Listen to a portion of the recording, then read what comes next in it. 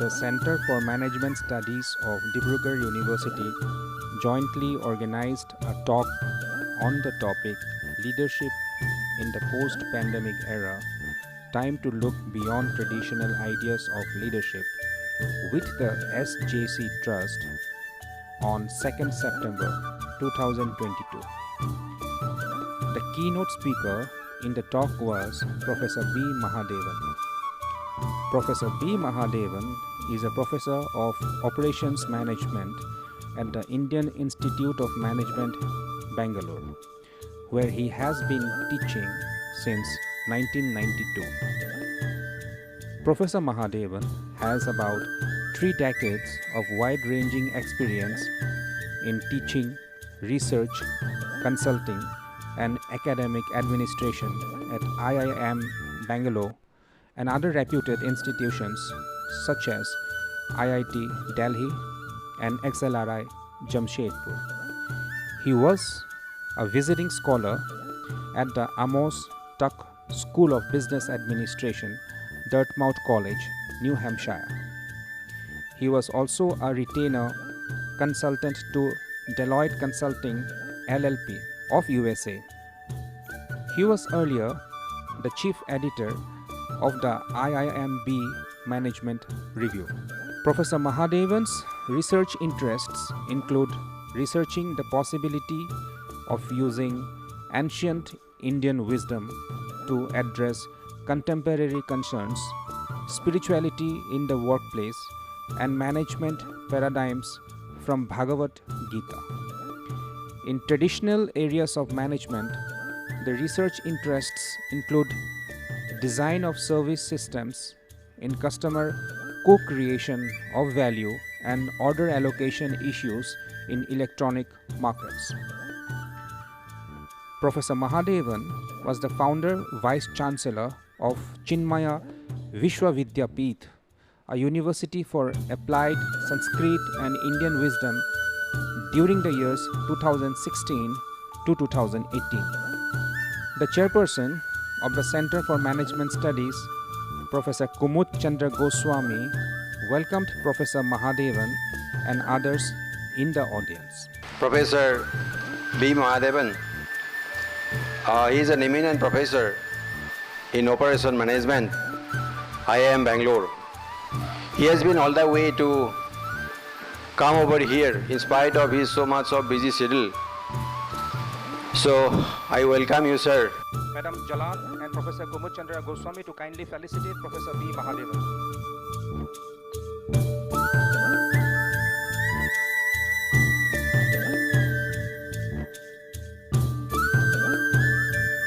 Noted industrialist and trustee of the SJC Trust, Mr. Manoj Jalan, also welcomed Professor Mahadevan. It's indeed a great pleasure for me to be amongst all of you this afternoon and to be a part of the lecture program being addressed by Professor Mahadevan. Professor B. Mahadevan is a professor of Operations Management at the Indian Institute of Management, Bangalore, where he has been teaching since 1992.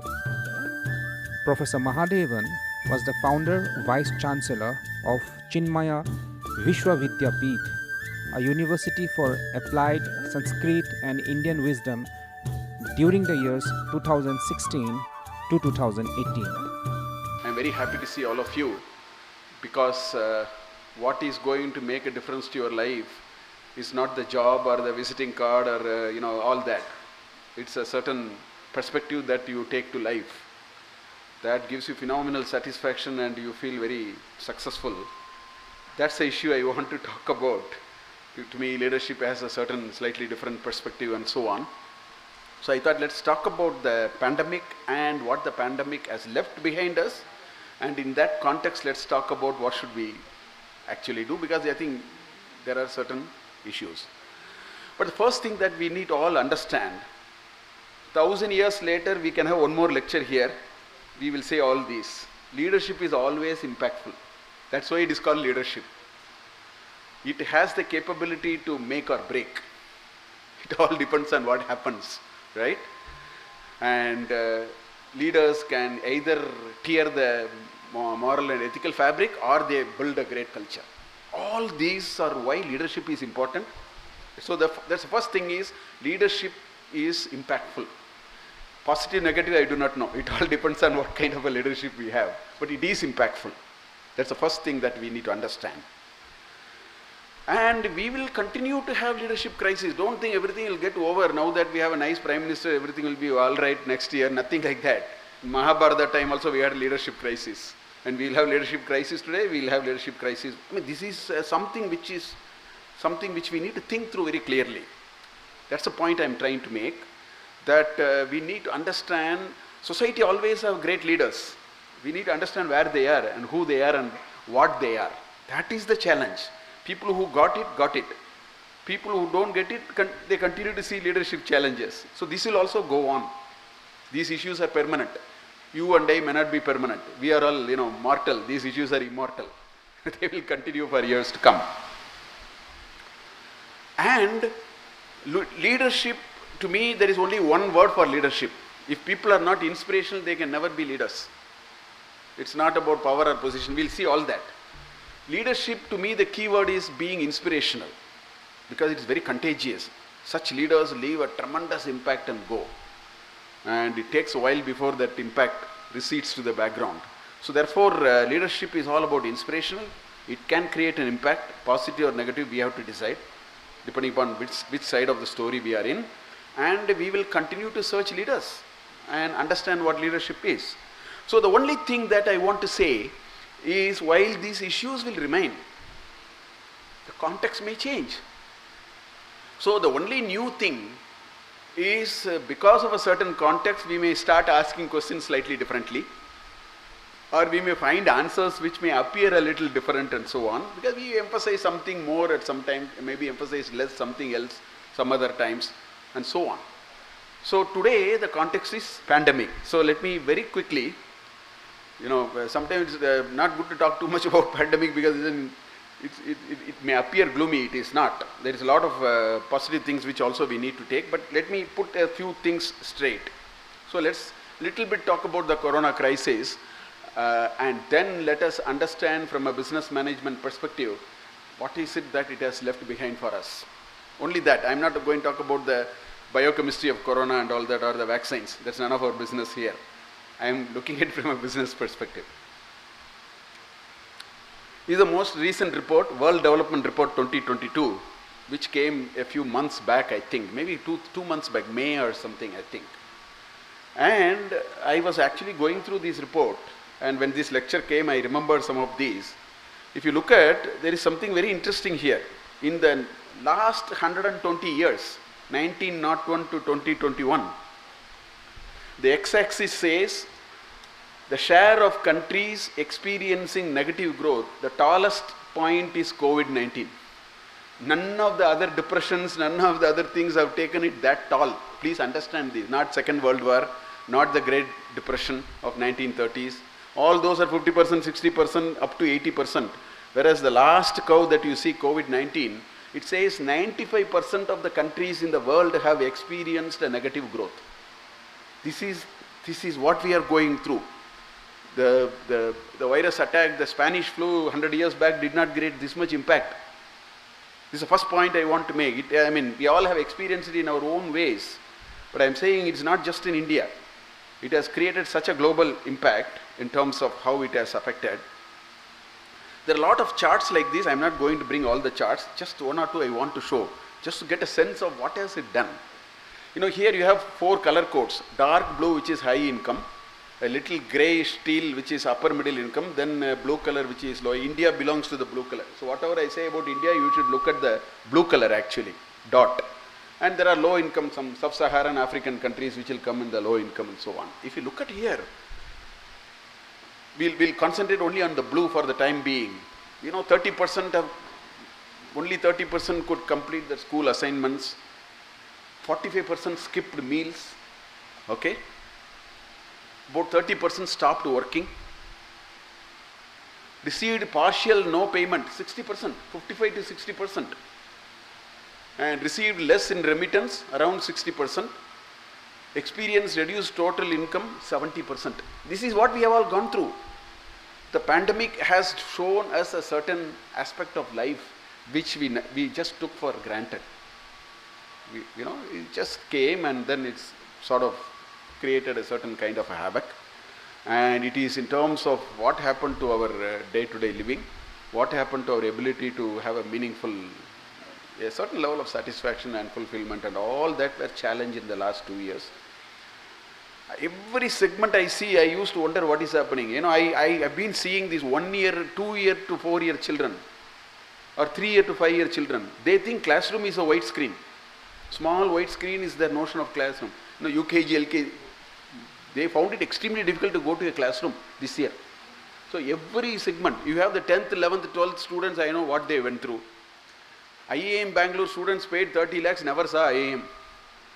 They saw it virtually and went. These kinds of things, everywhere, all kinds of challenges we all have faced actually. Again, this talks about the, if you look at this, it talks about the average percentage of, transfer protocols, average capital transfer pre-crisis, all of them are falling. There is a crunch of capital, jobs are not there, salary came down, so you have to skip the meals, all these. So it is not an economic problem, it is a socio-economic problem of a larger magnitude which we have experienced in the last 2 years. This is again from the World Bank. It says 1/4 of the companies saw their sales fall 50%, minimum 50% sales fall. On an average, sales dropped by 27%. 65% of business adjusted payroll by reducing work hours, wages, or granting leave. There are, in some European countries, they work for 3 days. Beyond that, it makes no sense to work. In markets are not there, what are you going to do? Are you going to create inventory and then keep it somewhere? We all have gone through all those kinds of issues and so on. 11% of companies laid off workers. These kinds of data are there, and there are some more average changes in the sales. All of them are in the negative region. The chart is not on the top, the chart is penetrating the bottom. Minus 20%, minus 30%, minus 50%, and those kinds of things from the peak up to 12 months post-peak. Like these kinds of reports are there. I just wanted to show you a little bit of these kinds of reports.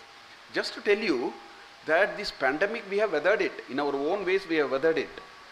We have taken whatever has come. The most important thing is we have learned from it. Otherwise, it is not worth all these. We have really learned from what has this taught us. What is it that we have to take from this? There is, that is the value of a crisis also. Crisis we have to go through, but at least there is some value out of it. I was a consultant for Deloitte on business model innovation. So first week, the model was, I used to, Friday we'll have a meeting. On Wednesday, I'll send a PPT, because I was their consultant, so they said, Professor, we want to, because I just published a paper on business model innovation, that's why they came to me. First week, I sent 3 slides, just 3 slides. First slide was called Brahma, second slide was called Vishnu, third slide was Shiva. So these all, and they're all from, New Jersey and Chicago and, so they just went fat. They said, what is this? I said, your entire business model innovation lies here. In fact, we did the business model innovation. That framework to me is Brahma, Vishnu, Shiva. I am able to see the Brahma, Vishnu, Shiva in a business model innovation. I will talk about only the Shiva today, because we are getting out of the pandemic. The word Shiva in Sanskrit, Shiva is a Sanskrit word. Shiva means good, Mangala. Shankara. See, if you take I told the Americans, we have a synonym of 1008 names. We call it a Sahasranama. For every god, we have 1008 names of synonyms. I told 70% of names for Shiva, okay, is only good. Sham karoti iti Shankaraha. Sham bhavati iti Shambho. Sham means good. Only good will happen. But every time I told the Americans, in our scheme of things, he is a god of destruction. They never understood. It took a while for them to understand. The Shiva Tattva is very important for somebody to progress. I call it as creative destruction. The Corona Mahamari has done the destruction. Now we have to do a creative part of it, out of it. That's a lesson we have to learn. There is a Shiva Tattva in this country which we have to understand. It's called creative destruction. Destruction is not bad all the time. It is bad. Some people suffer, a few people go down the drain, all that happens. But at the end of it, something will happen. So the creative destruction is what we have to now start thinking about. There is no point in looking at what has happened. That is like driving a car looking at a rear view mirror. Never drive a car looking at the rear view mirror, you will just bang. Look at the front and drive. That is past. Rear view mirror, what it shows? It showed the path you came. You have to look at the front. So today is occasion for us to put this behind, but learn from that. And say, what are we supposed to do? What have we learned? With all the trouble that we have gone through, and God has been lucky, we are all surviving. Last year by this time, I know several families in Bangalore, 5 of them will go to the hospital, 4 will come. You can't do anything. Perfectly healthy people, 5 will go, 4 will come. Father gone or mother gone or some. And we have been lucky to be here. We have survived the pandemic. Now we need to ask, what is this? What are we going to do? So that is what I am going to do today. Now a few quick things from a business management perspective. I want to show a few things that is going to happen, which will take a few years for us to understand. Demand is not going to grow the way we saw it. It's not going to happen like that. Because salaries are coming down, so therefore people have less money to spend, how much of loaning you can do and all that. Demand, I am telling globally, not just India. This is what is going to happen. Demand is not going to grow. We thought it will grow. It is not going to grow like that. We have to face that reality first. Obviously, it has its own set of activities which will follow one after the other. Business activities have to shrink a little bit because demand is not going to grow. Correct? If there are industries, they will pile up inventory because you don't want to stop working. You keep working. So you produce motorcycles and then keep them in a shed because demand is not going to go. So inventory will little bit pile up. All these will add up to the cost of business. All these are business impact. Nobody can run away from that. Right? And so after some time the cost is so much, so then they start saying, how do we cut the cost, or do we send a few people out? These kinds of things business always do. So attritions and salary cuts and all that will happen. That in turn means disposable income is less because few people are without job. So it is only adding fuel, salt to the wound. So the demand will further. So this vicious circle for a while we will go through. We can't escape from it. Let's face it, let's understand it. Rather than looking at the other way. This will happen for the next 3, 4, 5 years. Things may look to be coming up and so on, but the rate at which we will grow will not be like what it was before we did. And this is what will happen. So therefore companies will actually ask, should I make major new investments or not? Because it doesn't seem to make any sense and so on. So therefore people will start again talking about how do we improve productivity, how do I bring down cost, how do I do better innovation. Lot of innovation has already happened. In fact, Americans are stunned, the whole world is stunned on seeing India now, because you can buy 3 rupees worth of coriander leaf, take your mobile and do a Deeparadhana like this, right? Arati, you can do an Arati. None of the Western countries know this UPI business. India has done phenomenal innovation. Every crisis will put a wave of innovation. Foreigners have not understood how for 1.3 crore people you can maintain their certification of their vaccination, trace them and find out where they are, whether they have got the first dose or second dose. We have done a wave of innovation. Digital finance, India leads the world today. You go to any American website or a European website, they will ask for your credit card. Whereas here you can do a Arati, QR code, and that's it. We have done a lot of innovation. Innovation will happen. Lot more innovation will happen. That's the only way that we will go. All these are going to happen. Youngsters, I want you to be ready thinking about it. Rather than saying, oh, what will happen, this will happen, that will. That's not the way. Destruction will happen. Out of it, creative things will happen. That's the Shiva Tattva. So we have to be ready for the Shiva Tattva. Shiva has played out now. So now, the Brahma and the Vishnu will come later. Through the destruction, you will get new creation, and then protection of that will happen and so on. This is on the business side. But more importantly, On individual side, certain things have happened. Those who have worked have experienced it strongly. Those who have seen as children have experienced it partly. So let me explain what it is. The biggest thing that working people have gone through, business people have gone through, is what I call as fear of the unknown. The biggest challenge in pandemic was not the pandemic. The biggest thing was we don't know what will happen tomorrow. Will it third wave will come? Will the third wave will be 2 times the second wave? This is what we have lived for 2 years. It is the uncertainty. Uncertainty is very difficult to handle. So it is a fear of the unknown, which because of pay cuts, job losses, professional expectations are on one side. Let me explain all of them. So the moment you have a fear of unknown, obviously there is a mental stress. After all, we are individuals, we have our own mind. So we have to go through a bit of a stress.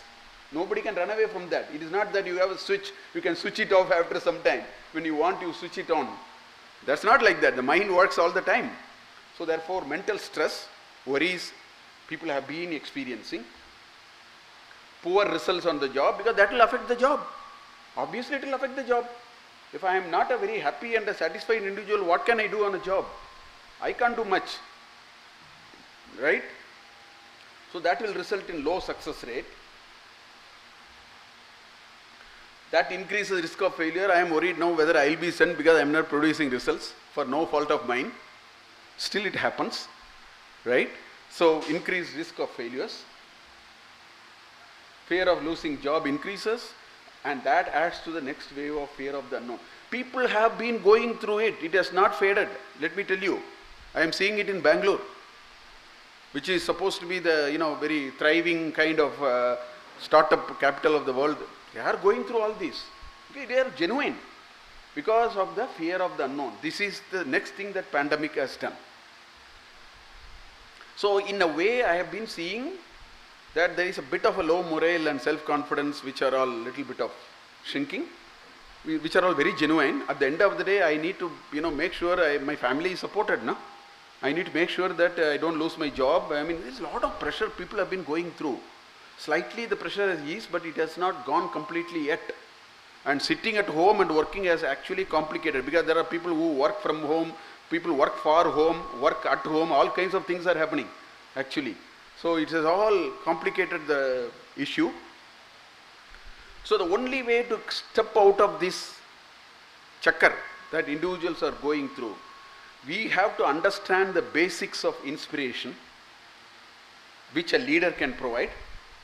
We need to understand, develop a lot of self-belief, and we have to develop a lot of courage.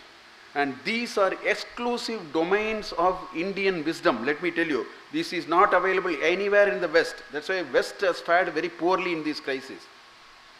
Indians culturally are like this. Our Indian psychology and our scriptures are full of ideas only on this. How do you develop self-belief? How do you develop a certain mental courage and inspiration? This is very rich in our scriptures. And we have imbibed it knowingly, unknowingly, partly and otherwise, because we have lived a certain life here. And that living has also taught a little bit of this. I will only bring it in a more formal sense as to how it can make a huge difference to us today. It will shine like anything in an era of this kind of mental stress and so on. So the question is, where is the source for all this, and how will individuals actually tap this? This is the crux of Indian wisdom. If people understand Indian wisdom properly, they will tap unlimited energy from them. They will come to the top. This is a global game in which this country is going to really come. As I told you, this digital finance is just the tip of the iceberg. You just wait and see in 15 years. You may be part of that story in a much bigger way. We will actually catapult, convert a crisis into an opportunity, because culturally we are wired like that. And there are certain basics. I want to talk about those basics. And leadership will also come out of that. So a few things I have observed. When I have seen this pandemic closely watched as a professor of management, as a student of Indian Vedanta, I have wear different hats. With all that, I have seen this. What I find, crisis and shocks are undesirable. We don't have to discuss that. Certainly it is undesirable. but I can tell you it is entirely unavoidable. Don't think it is over. We do not know. 5 years later what will happen, 10 years later we don't know what will happen. Now the Ukraine and this Taiwan, there are two poles on which things are, geopolitical forces are moving. I don't know where it will go. I have absolutely no idea.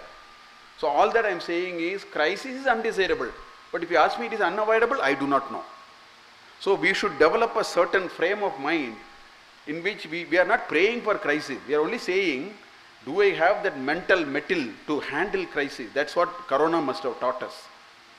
Amongst other things, it should have taught us that wisdom of life.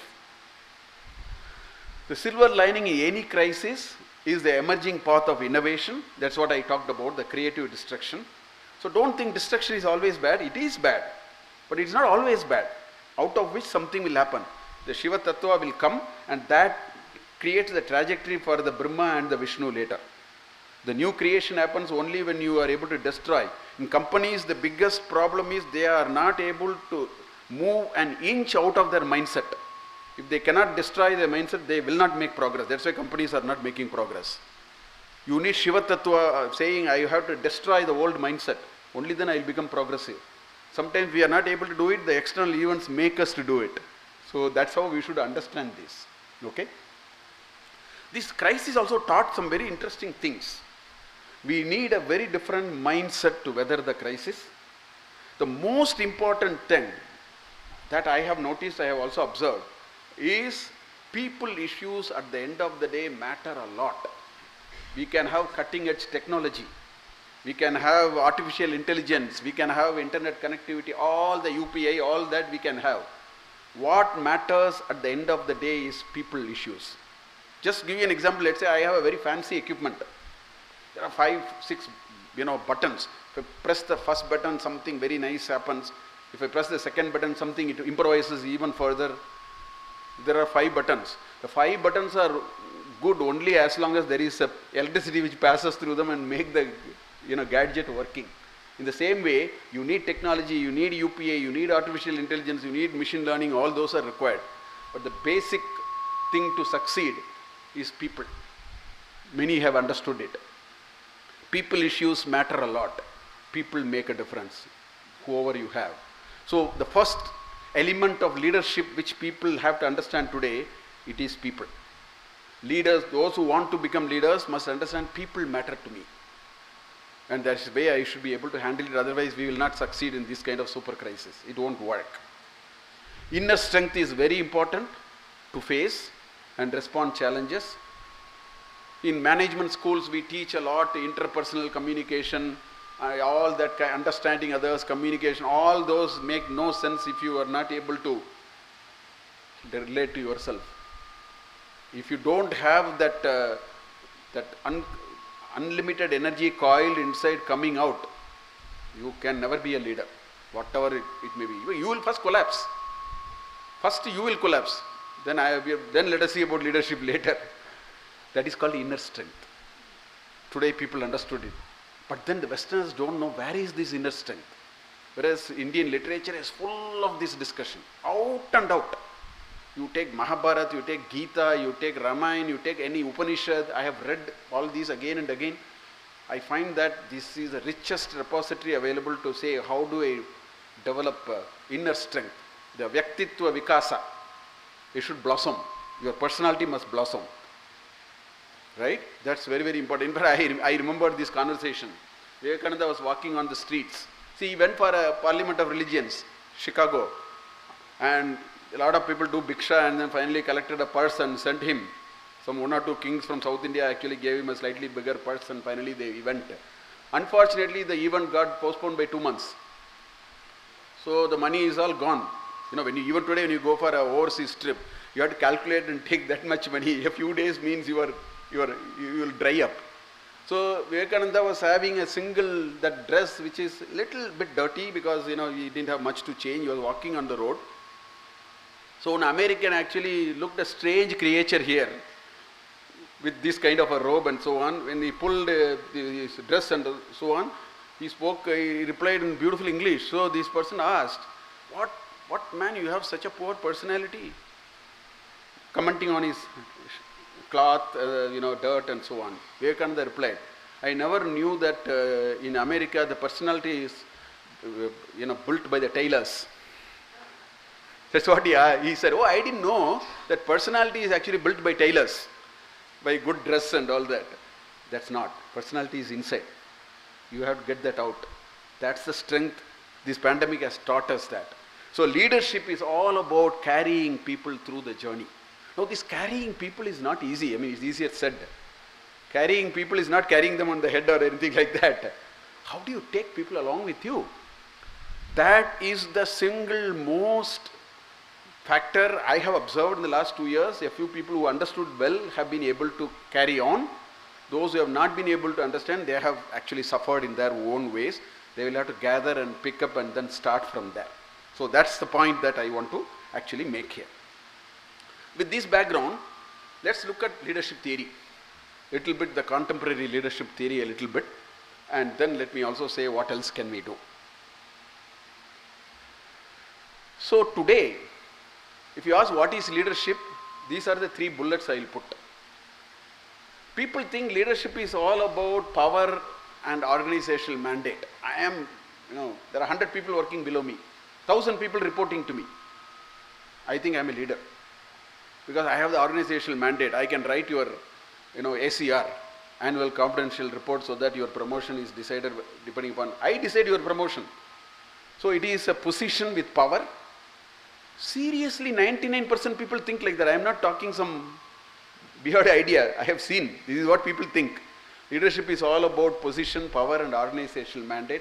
The organization has given me the mandate to, sort of control you. It's resources at one's disposal. I can approve. That's another dimension of leadership.